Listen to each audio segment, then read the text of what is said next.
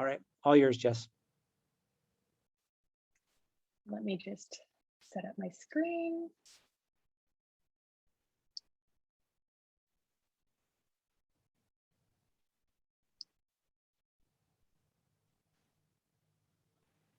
Okay. So today I'm going to be talking about one of the research projects I'm working on about exploring patterns in corporate social responsibility, specifically looking at corporate environmental reporting and performance in Kazakhstan. So this has been an interesting project for me, looking at the way, so it's a project that actually came out of my dissertation work, and I was particularly interested in seeing the way that corporations perform here in Kazakhstan, and specifically looking at the extractive industries.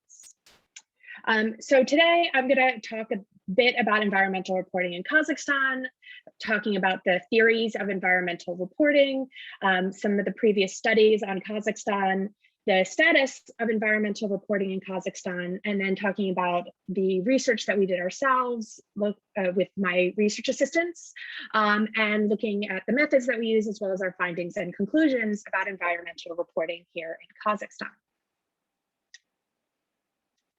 So just an important sort of background on Kazakhstan and the environment. So Kazakhstan has a lot of pollution problems, and it's the 10th largest source of greenhouse gases in the world.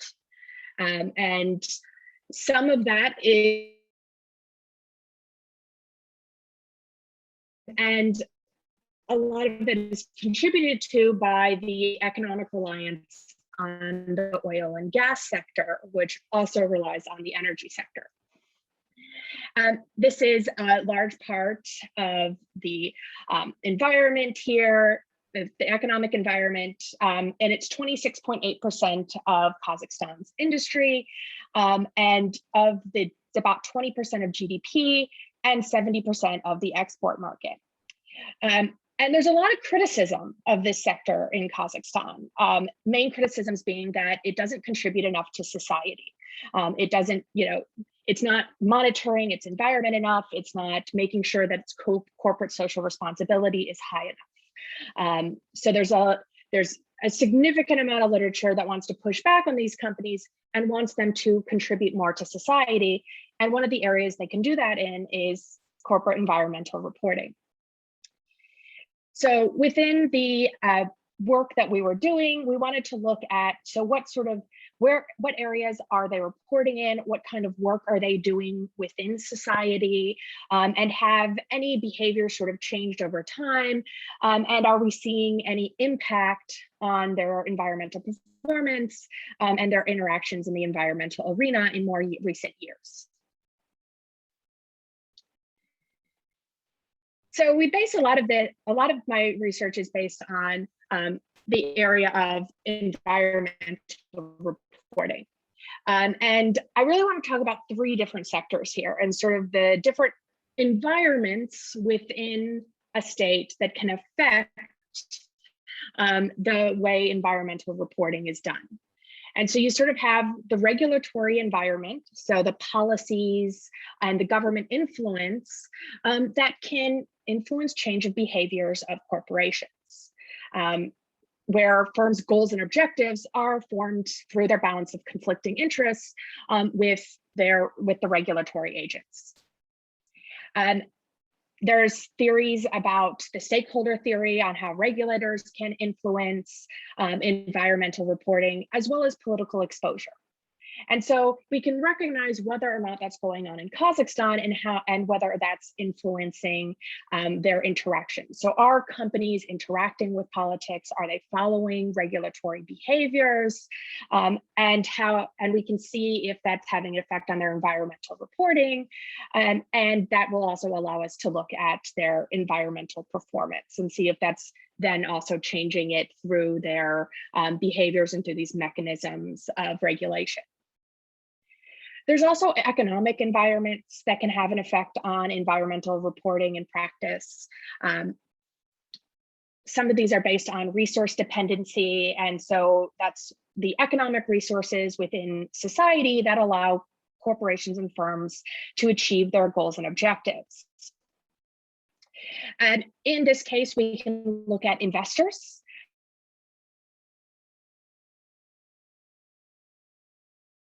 Of resources to local companies, and that can have a large impact on their environmental reporting and practice. We can also look at non-governmental organizations that companies interact with. And outside of the external forces that impact companies, we can also look at the companies themselves. And a lot of times, larger companies can have more impact because they're more visible to the public, so they can get more economic pressure put on them to perform in certain ways and provide environmental reporting, particularly if they want to participate in certain stock markets. They need to provide these indices that meet for things like the GRI, the Global Reporting Initiative, and other environmental requirements. Sector can make a difference as well, particularly while we're looking at the oil and gas sector, where environmental impacts are higher, so there's more expectation for these companies to report on their environmental impacts. And so other things that also associated with that are profitability, and of course, the corporate governance mechanisms. So the mechanisms within the corporations and the expectations. So do they have environmental departments and things like this that can, and are they expected in the economic environment in the country to have these corporate governance mechanisms? Do they then have positive impact on environmental reporting? And finally, the last important area that is important is the social environment. And so that can be local communities, media, and public pressure that when the companies interact with these groups can lead to more environmental reporting and better environmental performance.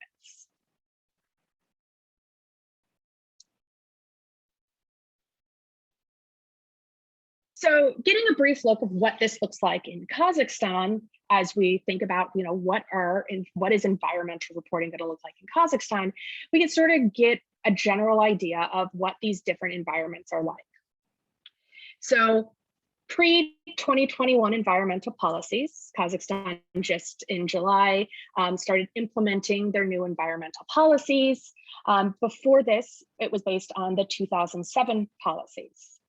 The 2007 policies have no requirements for any environmental reporting.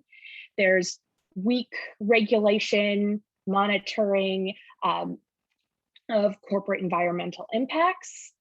And there's not really a straight way for how companies might have to pay fines or how they're impacted when they violate these policies.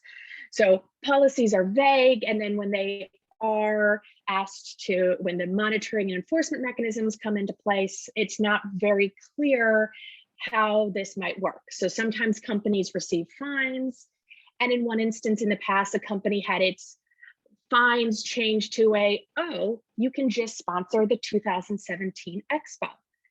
So it was sort of an interesting way of enforcing these policies, and it's not really clear whether or not something like, you can sponsor the Expo would lead to actual environmental performance and practice change within a company. Largely because it can actually be a positive where they go and they're like, look, we gave this money to the Expo, and it wasn't really a punishment for the company so much as now they have taken what would have been a fine, used it to pay the Expo, and now they get to be one of the sponsors, and maybe people will now think that company is more environmentally friendly because they sponsored the Expo. So these weak regulations with unclear monitoring and enforcement practices made it easy for companies to sort of not be as concerned with their behaviors. Within these regulations, environmental protection was self-funded through the companies. There was no outside support through government agencies. However, the political environment was not all negative. There had been some positive enforcement, positive influences, particularly by the former president, in which there was an expectation of environmental performance. And after President Nazarbayev attended a forum on corporate social responsibility in 2008, there was an increase in corporate social responsibility reporting and environmental reporting in Kazakhstan. Though the actual, whether or not that actually changed behaviors is highly questionable. The other areas are, of course, the economic environment that has a huge prioritization of the oil and gas industry. So, allowing them to maybe not fall into line in environmental areas is not unusual if it might be costly to the economics of the country. However, the economic environment has been impacted by international economic regulation adherence and large international presence in the industry. So that's two of the things we're going to look more closely at within our study, because we want to see, are these things really having an impact, and do we see variance between companies that are and are not involved in the international economic community or receiving investment from international investors. And finally, the sort of weakest environment in Kazakhstan, but is growing and changing, is the social environmental impact on companies. Largely in the past, there hasn't been a lot of pressure, but more recently, growing economic inequality and increased environmental consciousness is raising people's expectations of the oil and gas industry's social contribution. So they're expecting the industry to do more than they have in the past.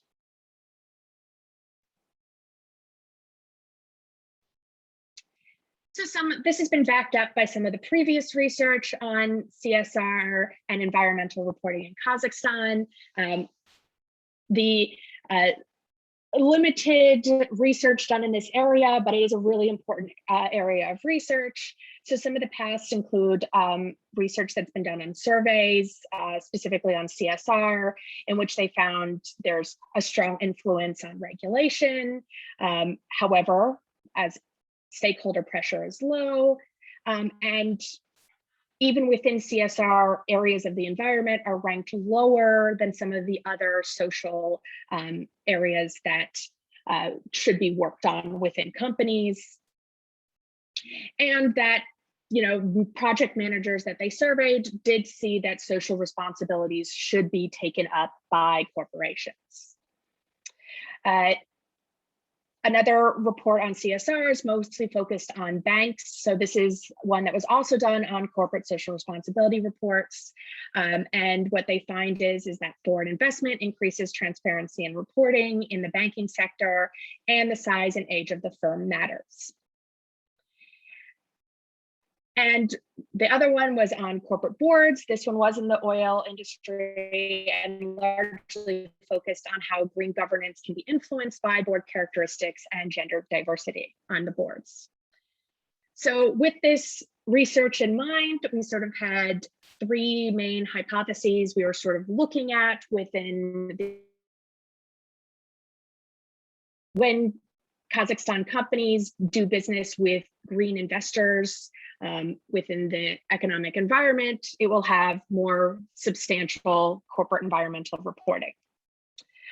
So this is based on theories of two of the things that is influencing this is exporting environmentalism. So the idea that green investors are going to influence green behaviors, one for the advantage that they get within the economy, but this is based on the source of the investment. So expectations are that different investors from different areas of the world with different environmental backgrounds are going to have different impacts.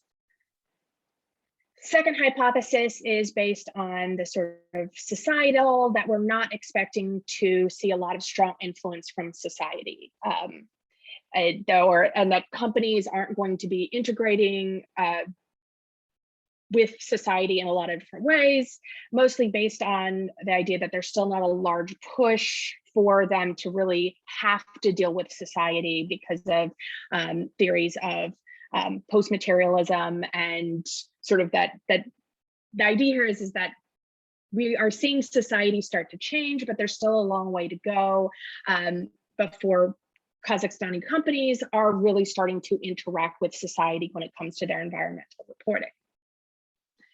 And finally, that Kazakhstani corporate companies will not be strongly encouraged by regulation to change behaviors.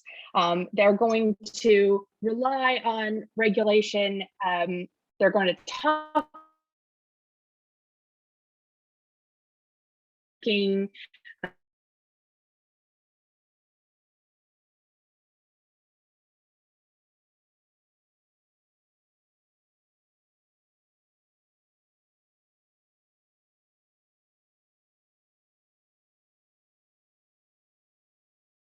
but during the time that we're looking at, we won't expect that regulation is going to have a large push on environmental performance changes.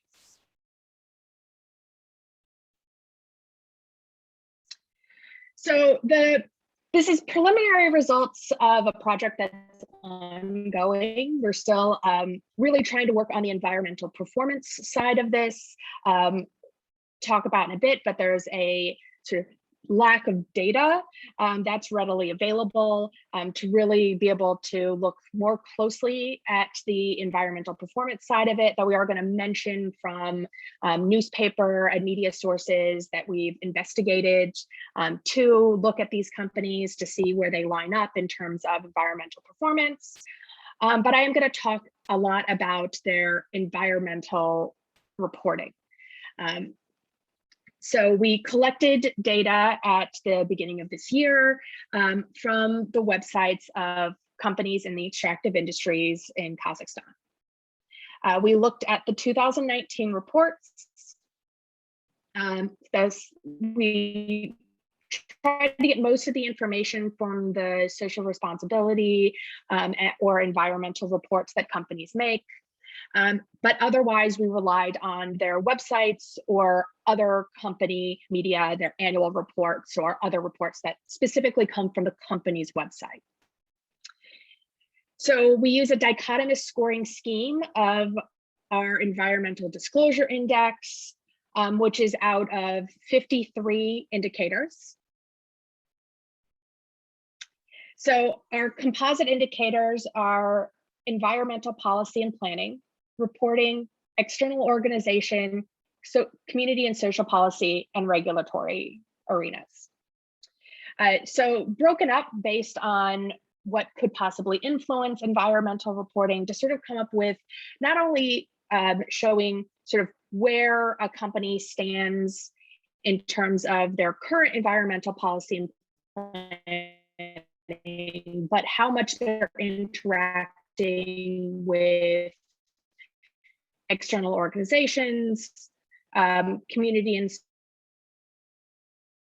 the potential for future environmental improvements based on changes in the way the company interacts with certain groups. And these were all based on going across different theories within the environmental disclosure literature.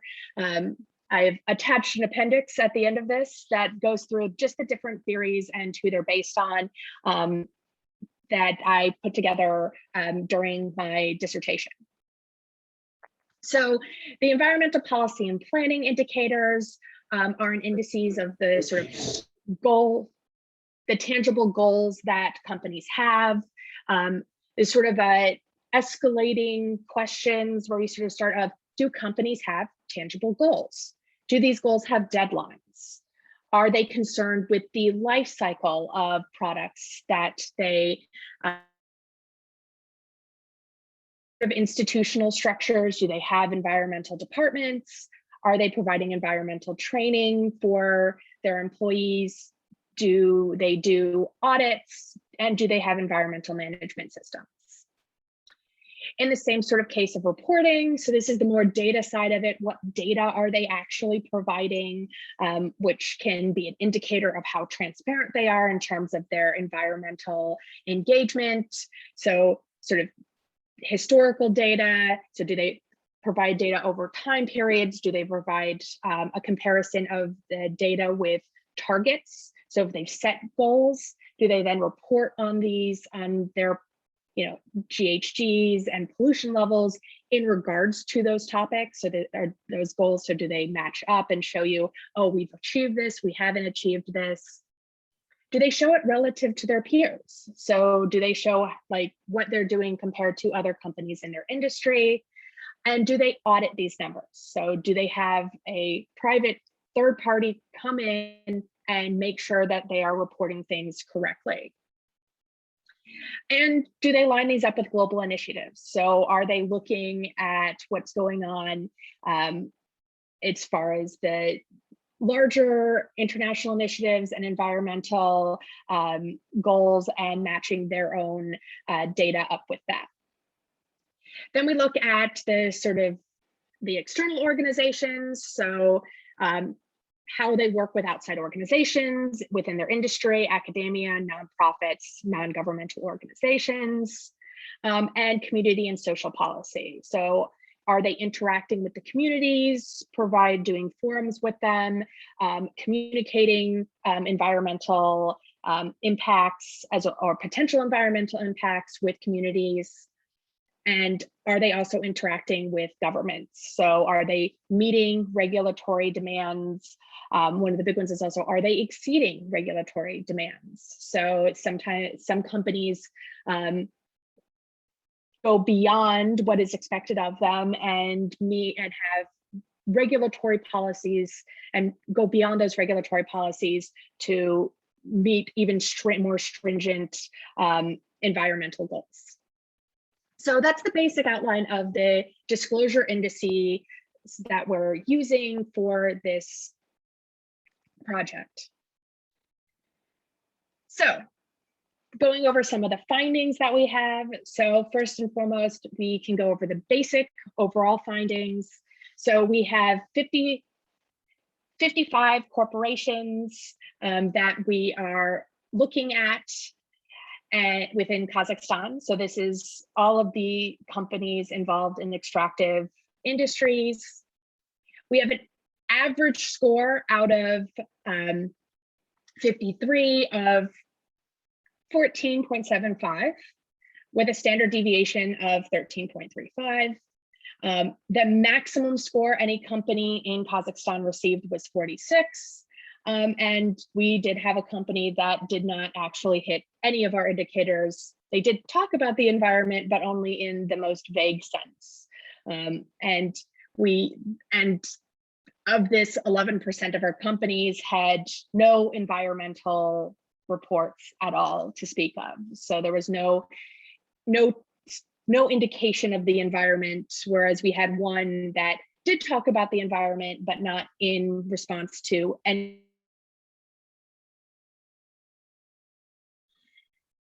So on this breakdown of company scores on the right side, main groups into which are the highest scoring companies, the middle scoring companies, and the sort of lowest scoring companies.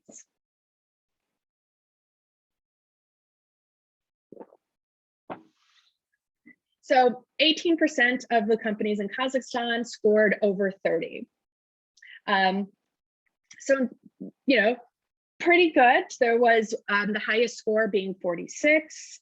And so reflective that there's, about 18% of companies in Kazakhstan that are making a significant effort to, report on their environmental impacts, report on their environmental practices. 30% of companies are sort of in the mid-range. And of course, we have 52% that are sort of in the low reports or no reporting, meaning they provide very little information. Now, this might not be completely unimaginable in an emerging economy where you would expect to see a lot of variation within the companies. And so you have some companies that haven't, quite adapted to, well, we need to environmentally report.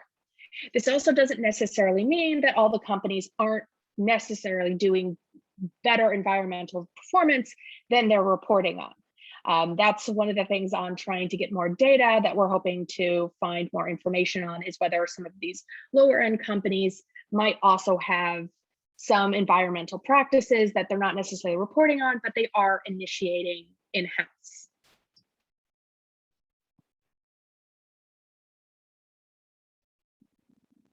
So as also unexpected, one of the highest reporting areas in ours was in the regulatory compliance. And so a lot of companies were very happy to report that they're within the expectations of regulatory compliance. However, that being said, given the weak regulatory until 2021, that is not necessarily saying a lot about positive influence of regulation on corporate environmental behavior.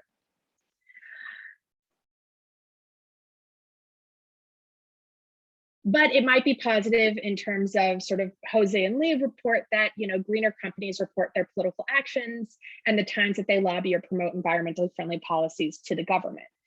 So it might show potential for a lot of these companies to be interacting more strongly with the environment, but doesn't necessarily mean that they are, that the regulation is really causing change. There's also one of the other higher reporting areas is data. So, reporting is an important part. So we are seeing compared that this is one of the areas that at least they are providing information. At least within 3 to 5 years of data, a lot of these companies. And so the idea is to push these companies to be more transparent on longer time periods in order to provide a better understanding on if they're changing their policies over time, and really being impacted to have a stronger environmental performance. However, also in data reporting, what we also have to be concerned with is greenwashing. And so a lot of companies, depending on how they report their data, you have to analyze, are they reporting the data, but how are they reporting it? So one of the things we find is that a lot of companies are willing to talk about their changes in air pollution because they've made steps to change the technology that they're using, but often are not reporting on wastewater that discharge. And these things are related. So as you reduce air pollution, a lot of times the technology used to scrub air can cause increased wastewater. What they're doing with that wastewater is then questionable. Like, are they taking the effort to change that? And so that's one of the things to be concerned with is in data reporting, are they reporting all statistics that are important? And that could also be having an impact on the environment.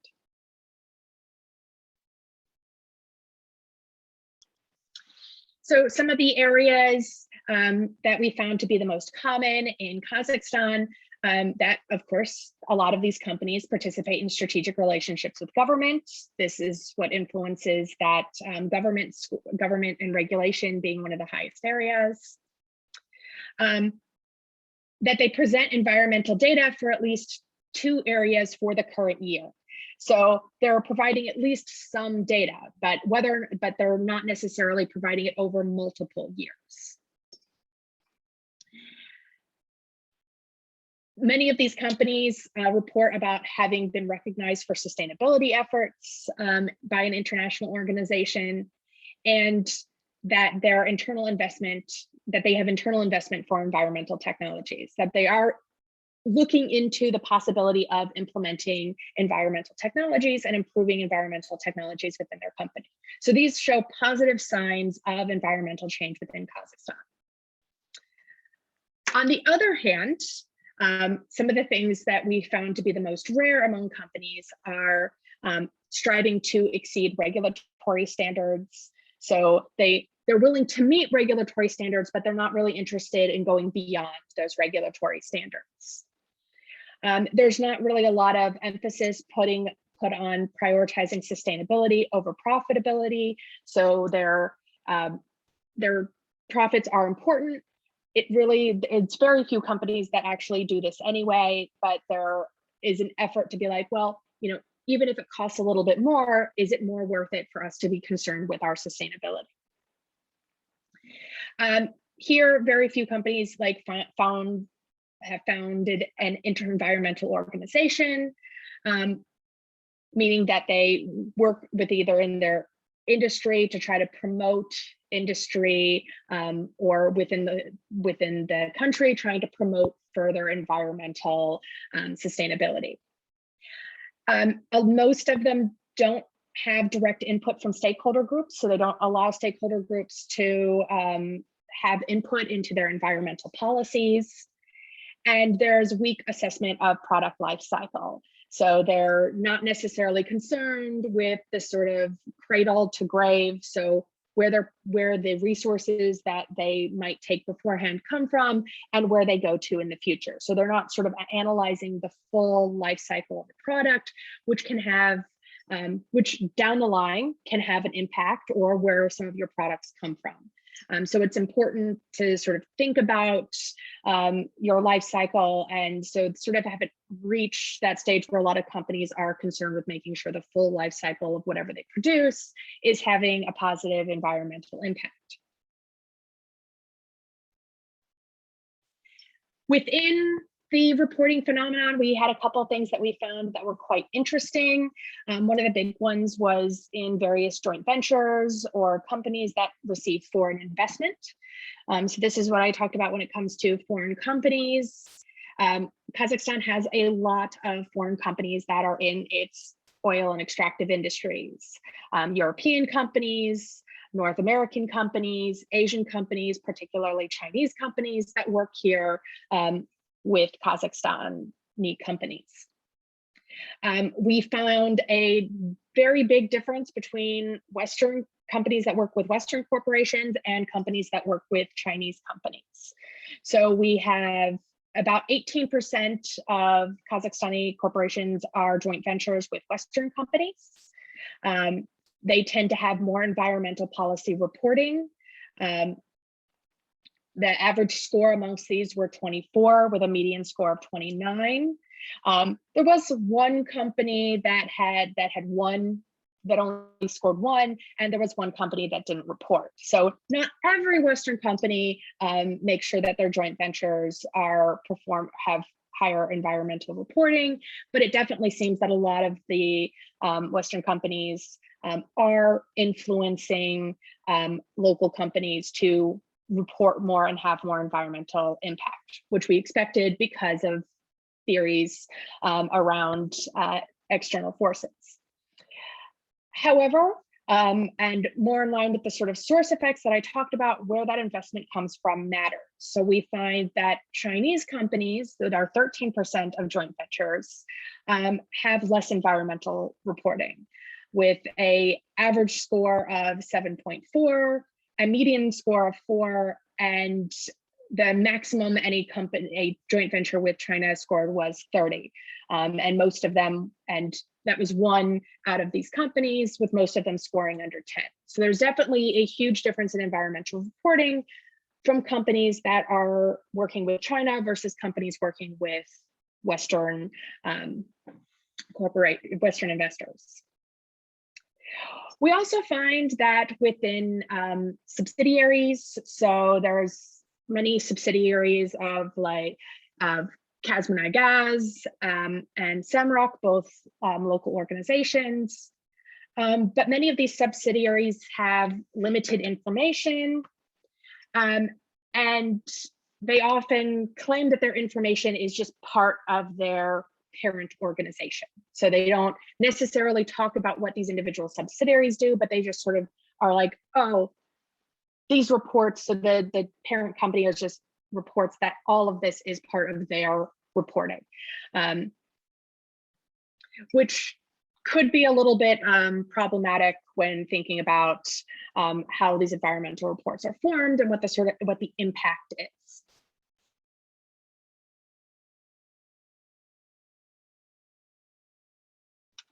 So to wrap it up, when it comes to environmental performance, we're still trying to work on this side of the study. There's vague data or a lack of data with the limited data that's provided in the reports, largely from that one area where they'll report for just the year of the report. So there's trying to build up a database is very hard. So we also looked at media and information provided by the media for when they violate environmental policies or they have large pollution. And so that's an area that we're trying to get more information. Again, that's also an area that's supposed to change with the July 1st new policies, where there's going to start opening up more air pollution monitoring, and there's supposed to be more open source data. One of the other areas, of course, has also been vague policies that I talked about earlier, and policies related to political regulations. Some of this, again, is supposed to change with the new regulatory policies. So we're waiting to see as those get implemented, whether or not these new enforcement and monitoring mechanisms are actually going to make a difference. And one of the findings that we're starting to see from the media reports that we have seen is do fines, or at least these fines that were happening, change behavior. Now, again, the new report is supposed to double these previous fines that were being issued. But what we see is in a lot of behavior is many companies year after year, at least in terms of media, often have the same regulatory violations occurring. So they do it one year, they get a fine, they pay the fine, they do it again the next. So we're seeing some evidence in terms of the cases of particular companies that we're looking at that have these reoccurring behaviors. So again, these changes to the environmental regulations will hopefully change that.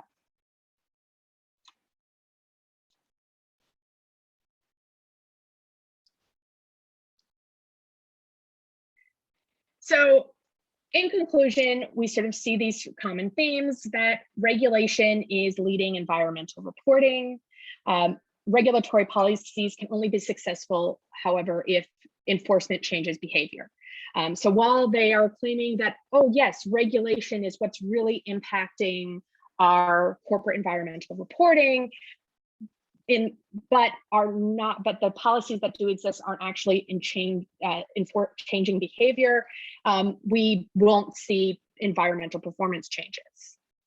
And that we see evidence to suggest that Western companies are influencing Kazakhstani companies to report more and to have more substantial reports and more transparency. And so this lines up with theories around CSR in developing countries being heavily influenced by external forces and powerful stakeholders. So moving forward, hopefully we'll see more policy implementation and monitoring and enforcement policies increase. Hopefully more data collection will happen, and so we'll have more open data sources in order to analyze whether or not corporate behavior is actually changing and if we're seeing more positive environmental impacts.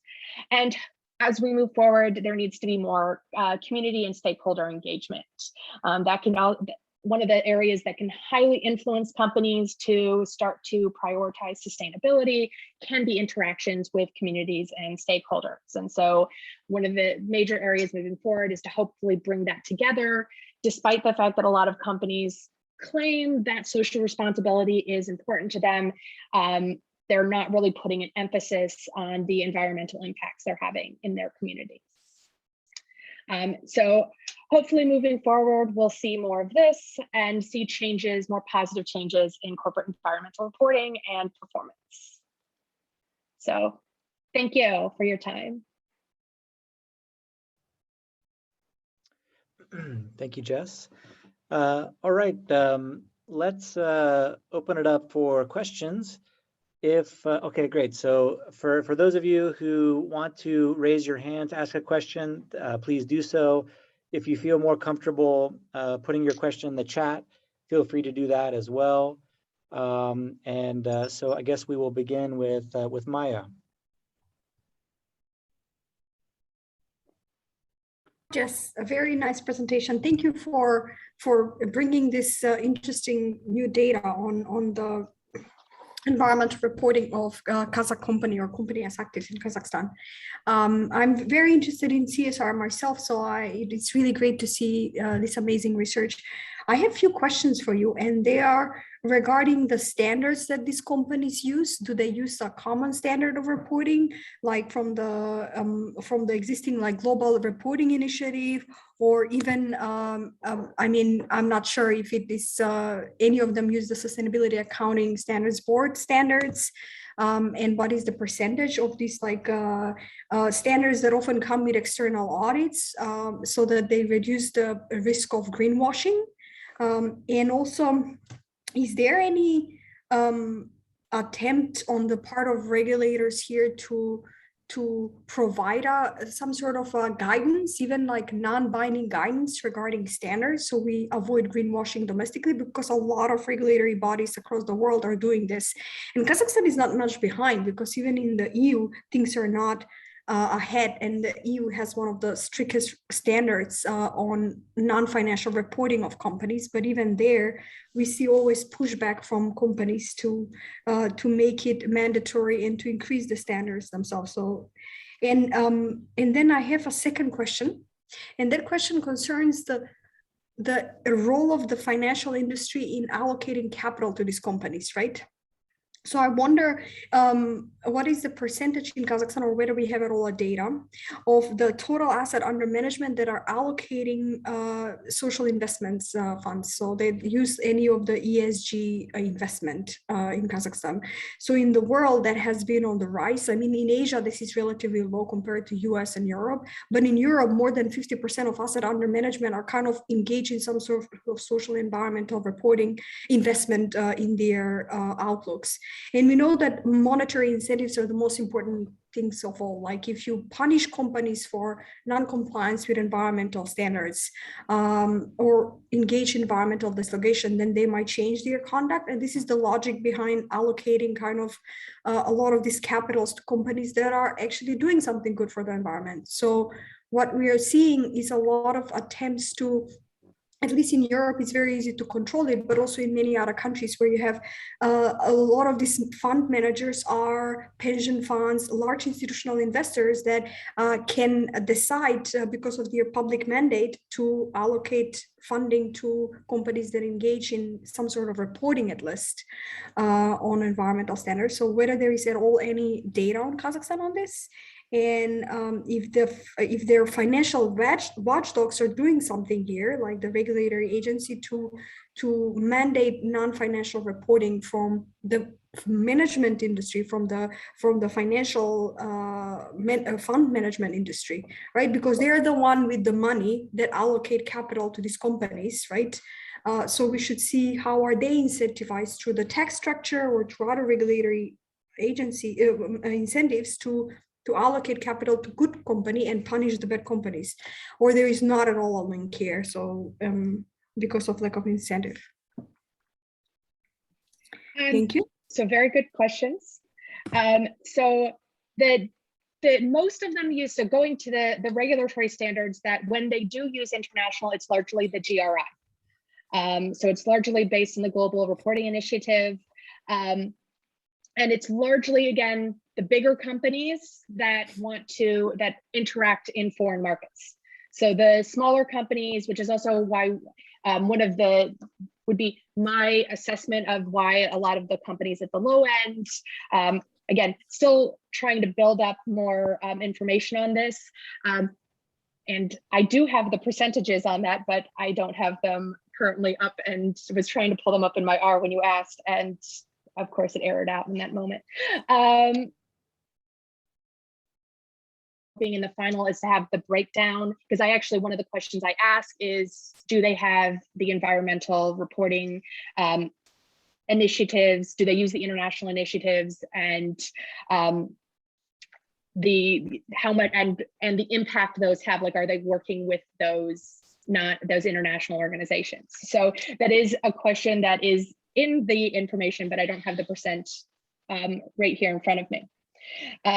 So it's interesting on the regulation guidance within the country too. So that's why a lot of this guidance seems to be happening from the international investors and the GRI, at least for the ones, is there's not, at least until recently, there hasn't been a lot of guidance on corporate environmental reporting. One of the interesting things that I didn't spend too much time on is when I talked about the 2008, the president went to this forum on corporate social responsibility. He came back, it became a big thing here in Kazakhstan, and these organizations, these business analysts popped up all over to help companies greenwash their environmental reports. So there was a very big lack of environmental reporting, and there was a lot of greenwashing going on. We even found some where we found companies that used to do reports, but because it sort of went out of fashion in the last few years, that they stopped doing reports. And so it's heavily influenced, at least the companies that work with international groups who then also require more close auditing, to have, I think that's why there's this huge difference in Kazakhstan between the top companies, which are your bigger companies, they're your international companies, and the sort of smaller subsidiary companies at the bottom, because there's necessarily encouragement to do it, but no regulatory requirements for these companies. And there's, at least in recent years, not have been as much regulatory guidance, though there has definitely been, at least in the forums, so more empirical evidence, and just having attended some of the business forums more recently, they're definitely encouraging more companies to do it, but there's not really in place any strict regulatory guidance yet.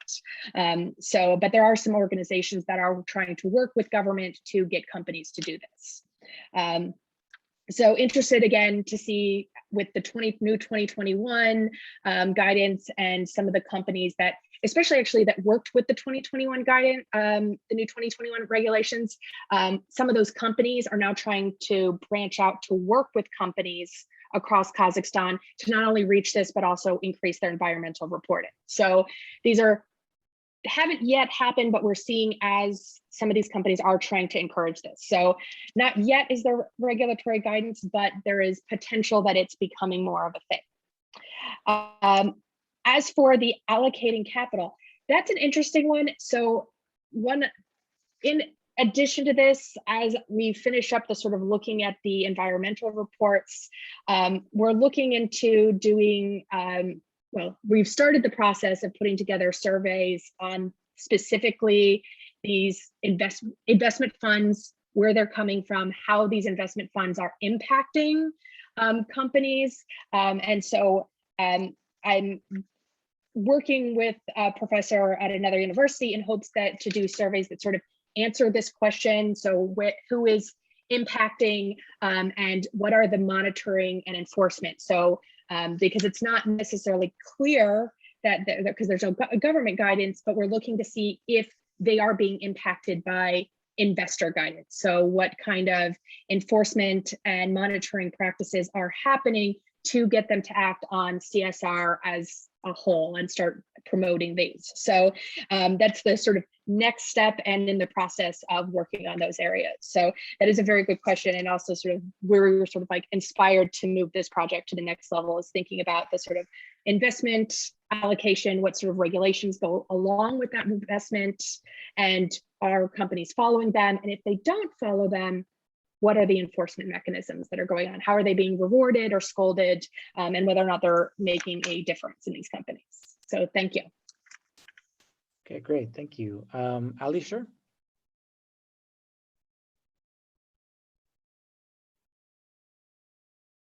I'm interested to know how the sample of the extractive industry companies was constructed. or is it a populated? It's every extractive industry company in operation currently. So it's a population. Okay, thank you.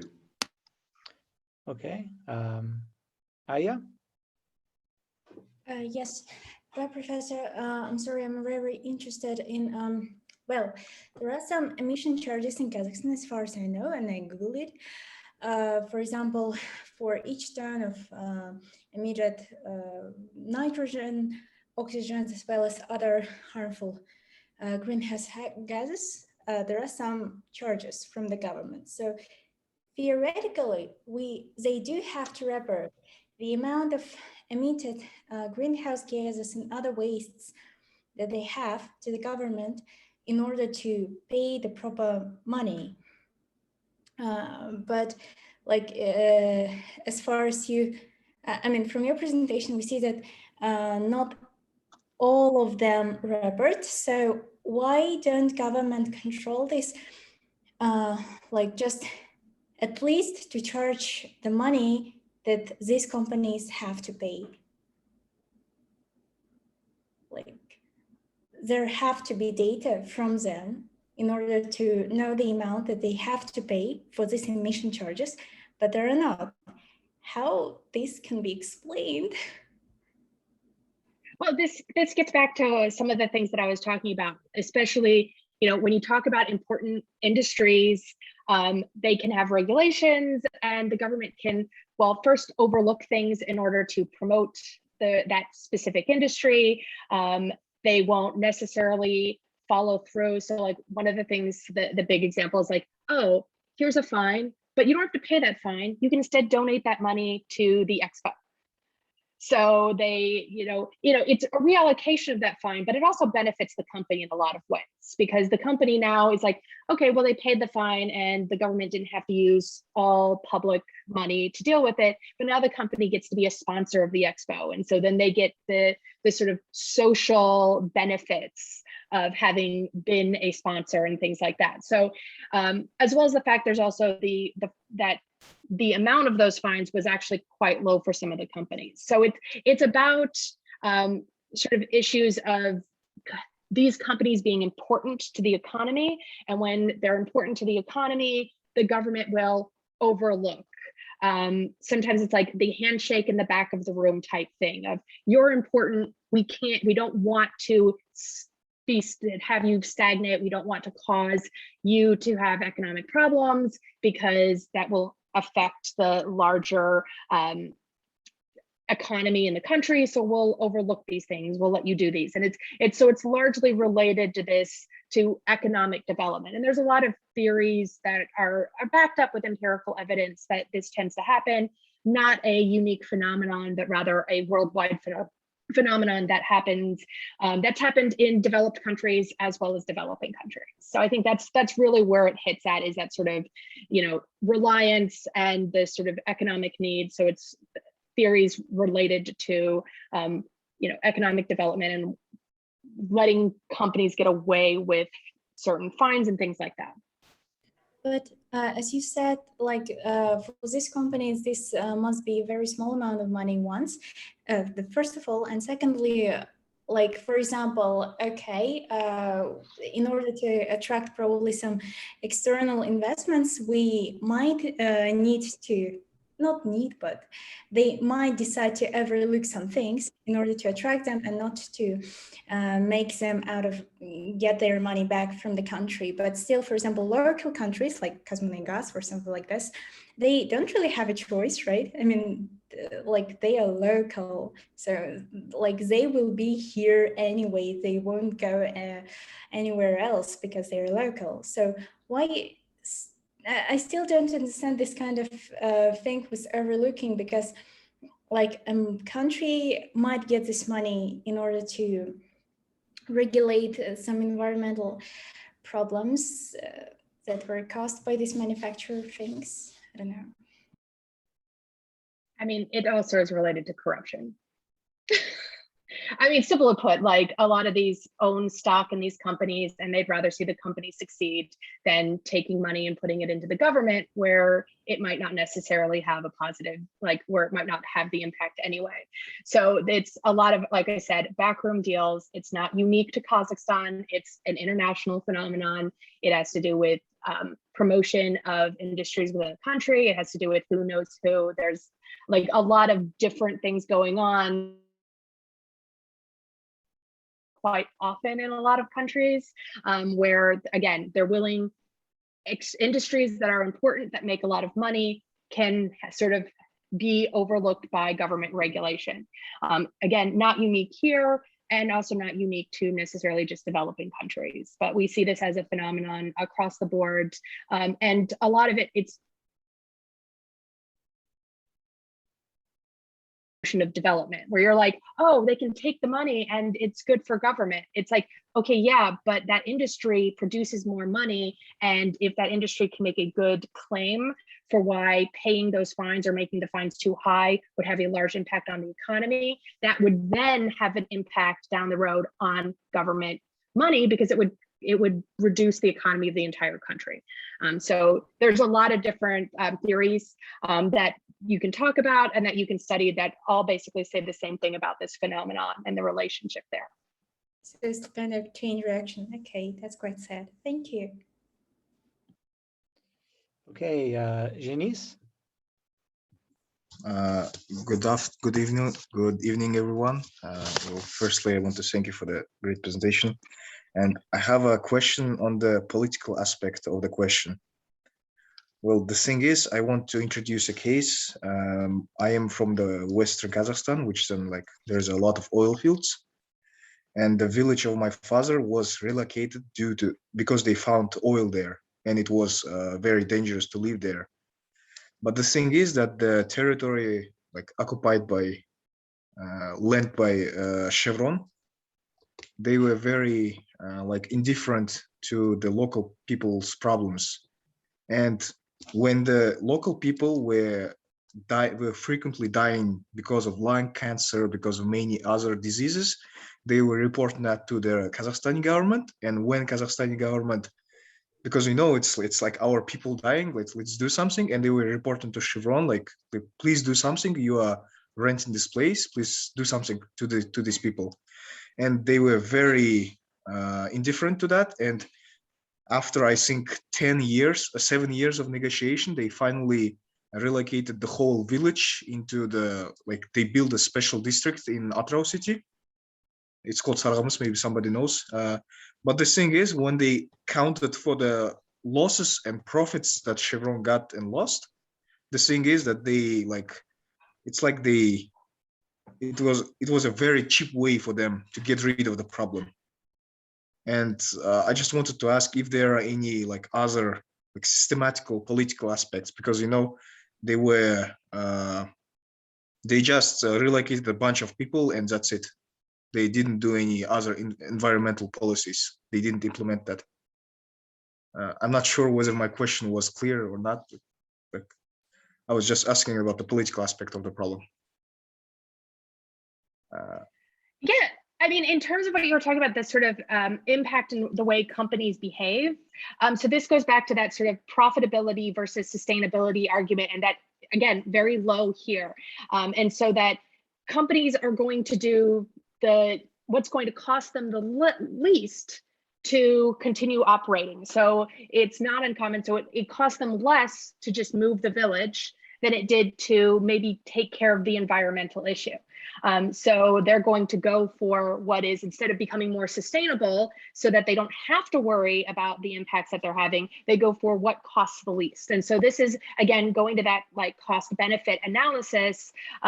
So what I try to come in here for is there's a bit of rationality the sort of cost benefit analysis of companies, but that you can see changes in that dependent on the regulatory, economic, and social environments that'll change the sort of notion of those cost benefits. But Yeah, that's not unsurprising. They went for what cost them the least amount to deal with the problem. So often that is the first choice for companies, as that's sort of what I was trying to get at in a lot of companies as they maybe are more impacted by stakeholders, as they're more impacted by the government to behave in different ways. They might be forced to change from the least costly to something that's more costly in order to be more sustainable. So there's sort of that argument going on there that these sort of outside groups that impact these companies can have a way of maybe doing something different, that instead of choosing that option, that, the Tengiz Chevroil impact should have been changed so that they were, being more sustainable. And so we see that sort of change as they get more influence through government regulation, societal, and economic environments. Also realizing that a lot of this was early on, and even Chevron has changed a lot of their international behaviors based on forces within other countries that they do business with, and the United States, that have forced Chevron to sort of change the way that they react environmentally. Because if you go back and look at their environmental behavior 20 years ago, it looks very different to their environmental behavior today. So that again goes into that sort of theory of the way corporations behave and what can influence that behavior. Okay, thank you very much. Okay, Shirniyaz. Yeah, okay. Thank you for the presentation. I have two questions, and the first question basically relates just to the answer that you just gave. Like I was thinking about the changes in corporate social responsibility in terms of the evolution of norms. And would it be correct to say that corporate social responsibility is becoming an international norm for extractive industries and countries across the world? Basically relating this to the democratization of countries in the international system. And the second question is about it. Well, I have this assumption that extractive industries are more prone to corruption than other sectors, especially in states with weak institutional and governance structures. So is there something that companies or more developed countries can do systematically across borders in order to tackle corruption in this industry, maybe conditionality with respect to corporate social responsibility and environmental reporting? Two very interesting questions. So there is an evolution of norms around CSR reporting and environmental reporting in general. That's where we're seeing a lot of this change happen, is because we're starting to see not only individuals, but sort of the normative aspect of companies from different countries interacting with one another and sort of influencing better environmental regulations, even in the case where or better environmental practices, despite the fact that there might not be regulation, government regulation, that's actually forcing that behavior. And again, the basis for, so I go back into a lot of this, I base on sort of the source effects theory and sort of post-materialism. And so you do see these sort of these normative changes happen, and they spread based on where these companies come from. So some of these companies are influenced by the norms in their own country, and they'll spread those norms abroad. Now, they're also influenced by the market. So this doesn't happen in a vacuum of just normative evolution, but also happens in terms of they can sometimes gain certain market advantages in certain countries in terms of spreading these norms. So that does also influence them. And of course, there's also the sort of international institutions that are also operating as a secondary spreader of these norms and as monitoring companies across borders and lines. And that kind of goes along with the sort of question that you asked about extractive industries. And not necessarily just extractive industries, but it's largely because extractive industries in a lot of these countries are the main source of the economy. It's whenever you have an industry that sort of dominates the economy, that can be largely centralized, that sometimes you see more corruption because of weak governance structures. I would say that's why more often than not now we sort of study these theories of company impact and NGOs and international organizations versus state-to-state impact, because I think companies and like financial organizations like the World Bank, the IMF, the Asian Industrial Bank have more of an impact on the ability to change these norms and behaviors than state-to-state necessarily does, because they're the ones that control things like investment, that control funding for these companies. And so that's why I think you see sort of changes and evolutions of these norms in the sort of being impacted a lot by these international organizations and the international investors.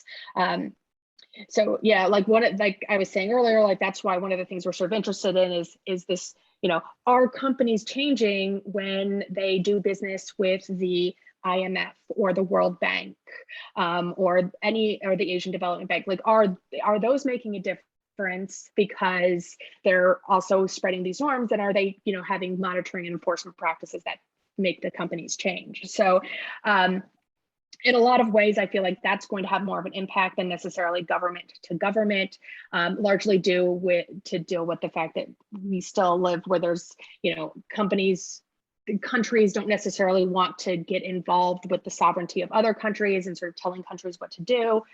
Still happens to a certain extent, and honestly, that hasn't gone as well in Kazakhstan. I actually had done some previous research looking at this expectation from foreign countries that want Kazakhstani companies to be more transparent. They want Kazakhstani companies to, specifically US-Kazakhstan relations, the US has asked Kazakhstan to force their companies to be more transparent, to have these sort of normative values.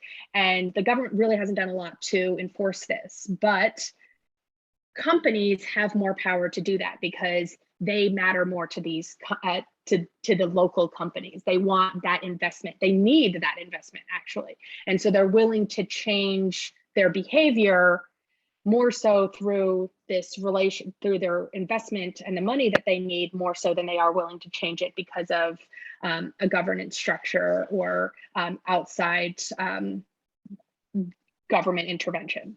External government interaction. So I think that's these norms spread better, particularly through these, at least in current times, through these companies and economic networks.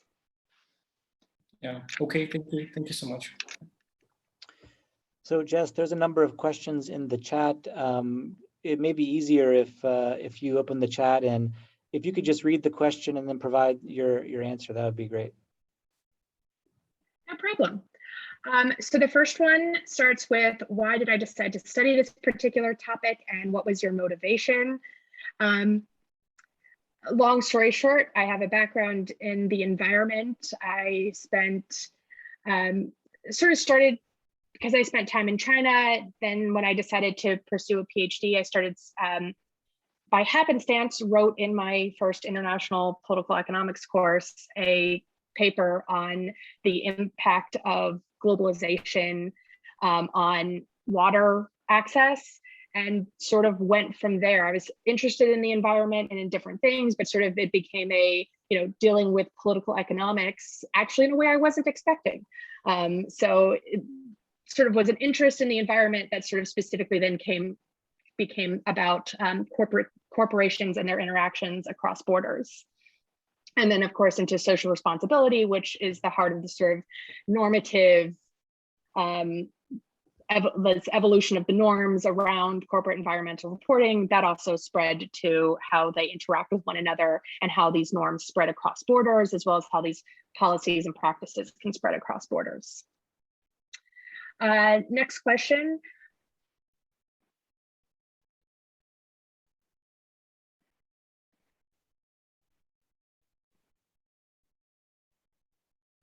So it's asking about levels of evidence of community engagement. In general, so community engagement was not the lowest. So there is community engagement, and it's particularly growing. I've actually talked to a few people about that. It's more on the lines of how much of the influence of the community on their environmental policies and practices a lot of these companies have.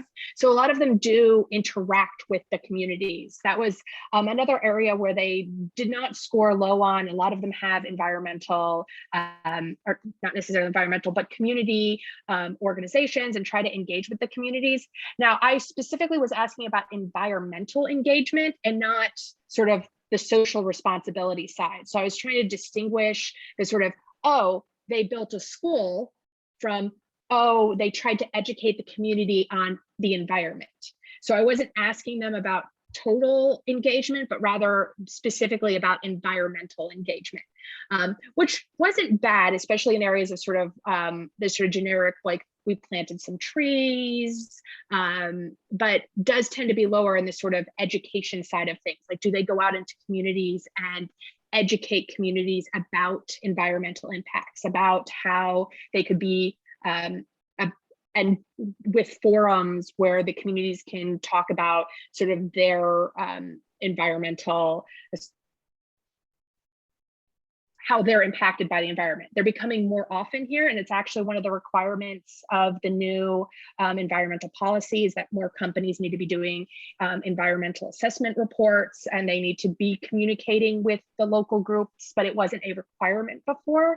So some companies were doing it and some companies weren't. So then when I talk about community engagement, it was specifically aimed at environmental engagement, not any type of engagement. So it was a little bit, it was lower, and it's much higher in areas where they're developed in other areas.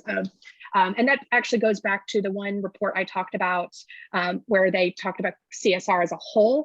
There was a lot of, because they do care about social responsibility, but where they are interacting is not necessarily in the area of the environment, which is much lower on their priority list.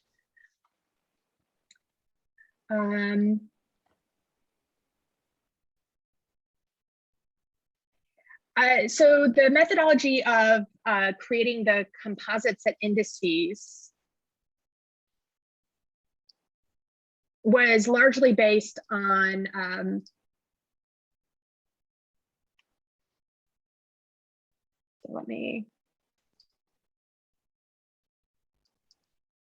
theories within.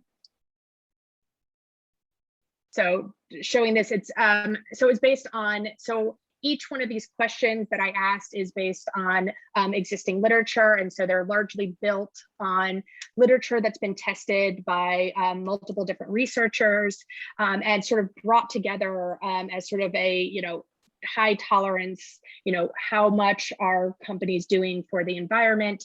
Some of these were largely CSR reports where they were sort of doing indices on CSR as a whole. Some of these are based on the global resource indices, but all these composites were, so they brought together through these different theories and writing.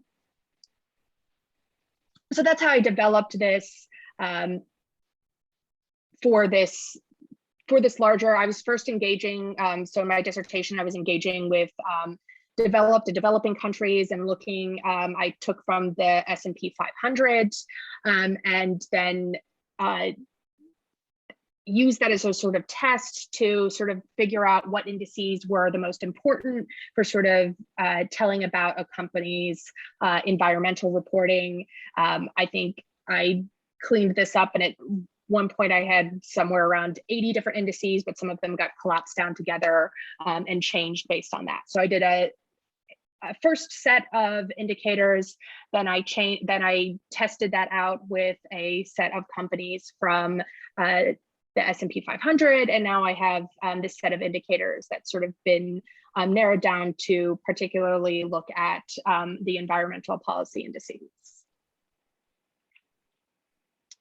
I did not assign any weights So the question is, did I assign any weights to each composite or factor? I did not assign any weights for these at this time, because this was generally just looking at ones and zeros and seeing if companies had things or didn't have things. And so I didn't say that any one thing was more influential than any other thing in this.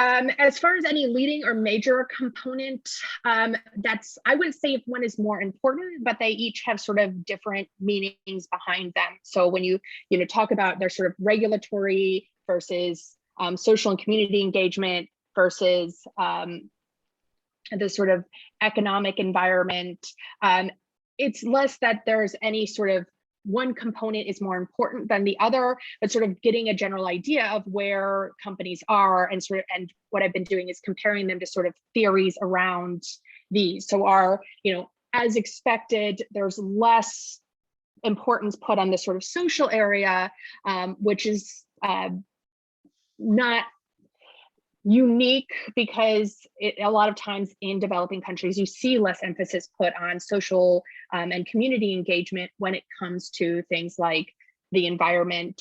And as countries become more developed, you see evidence that it shifts. And so that's sort of the findings that I kind of had from some of my earlier reports, where I had done a larger number of companies and looked at a shift of where more values were put, comparing across companies.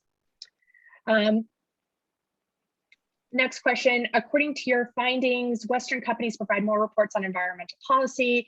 So these aren't necessarily Western companies, they're Western companies that work with Kazakh companies, which also prompts Kazakh companies to provide more reports. This part of your research got me thinking, have you taken into account the cultural element when studying company behavior in reporting? Was better reporting influenced by more expatriate employees, or did the origin of the workers play no role?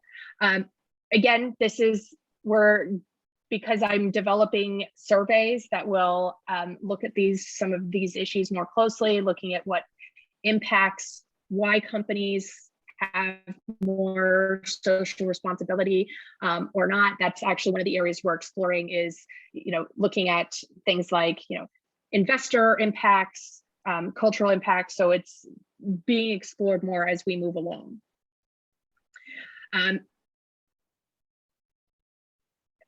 So in this case, we were more looking at the corporate reporting and not necessarily what the thoughts of the employees. So that's one of the interesting things that might come out, is seeing how companies and the different project managers. So when we ask project managers, if that's also one interesting area, is we can see if project managers with different backgrounds might have different opinions when it comes to corporate social responsibility. Is it possible to sufficiently measure social effect on environmental reporting in Kazakhstan? I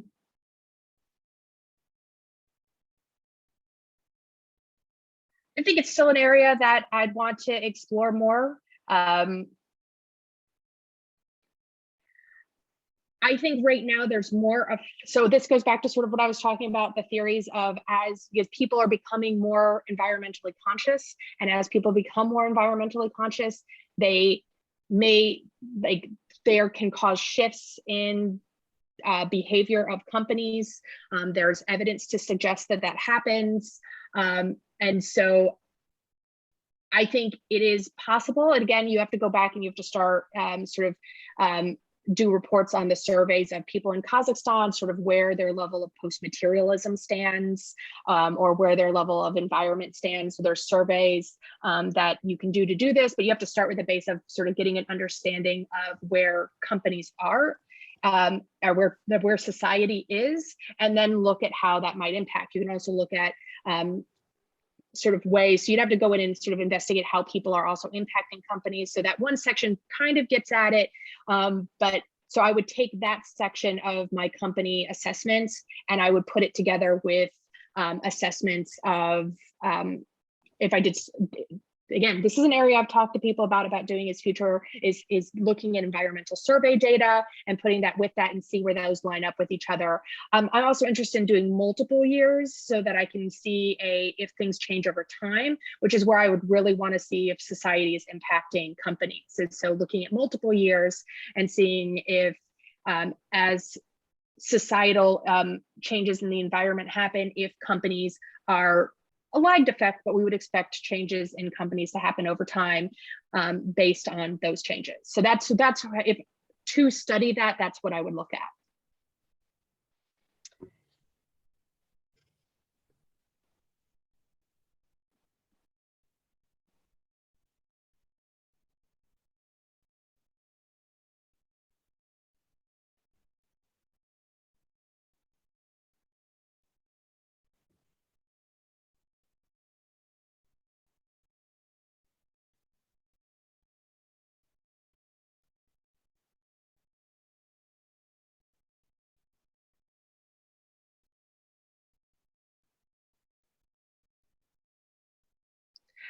So clarifying the hypothesis, asked, am I right to assume that one of the hypotheses, companies that work with green investors will have more corporate environmental reports? Out of the 3 was confirmed, whereas 2 were rejected.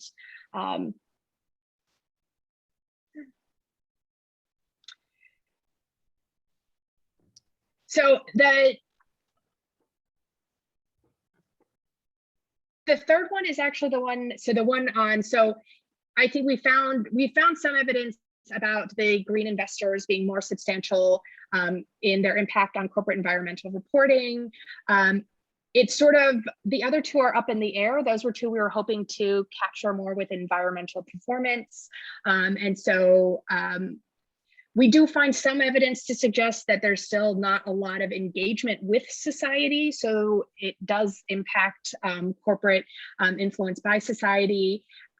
And companies won't be strongly encouraged by regulation to change behaviors. And so that's another one that we're currently doing more investigation on, so looking at media reports, but generally we haven't rejected that one because what we are seeing, at least in the previous historical, is that governments are saying, oh, regulation, or companies are saying in their reports that regulation matters, but evidence of environmental performance is indicating that they are not being influenced by regulation because from what we're seeing is that the same violation has been happening in multiple years in a row and they're paying, even companies that are paying fines are continuing to do it, which means that despite saying that, oh, environmental regulation is important to us, they're not actually like following through on,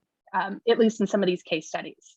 And again, we'd like more data on this. So we're just still in the process of sort of investigating this on a case study basis of looking at individual companies, but we're seeing a lot of the same theme of companies claiming that they're following environmental regulations, but largely are paying fines. Now, that's not all companies. Some companies aren't greenwashing at all. They're just listing all of the fines that they pay. So that also happens. So while you have some that might try to look more green, you do have other companies that are willing to admit that they're paying fines and are like, no, we're not that green, but we have aspirations. So it's not necessarily that all the companies are greenwashing. And so that's generally the trend I found when looking at this is you do have companies that greenwash. You have a lot of companies that don't necessarily greenwash. They just report what they do. And there's some evidence to suggest that some companies do more environmental practices than they actually admit in their things. And so that's why we're sort of trying to get this environmental performance and trying to build case studies to look at specific companies. Okay, we have a hand that's raised. Fariza? Yes, good evening. Thank you for the presentation.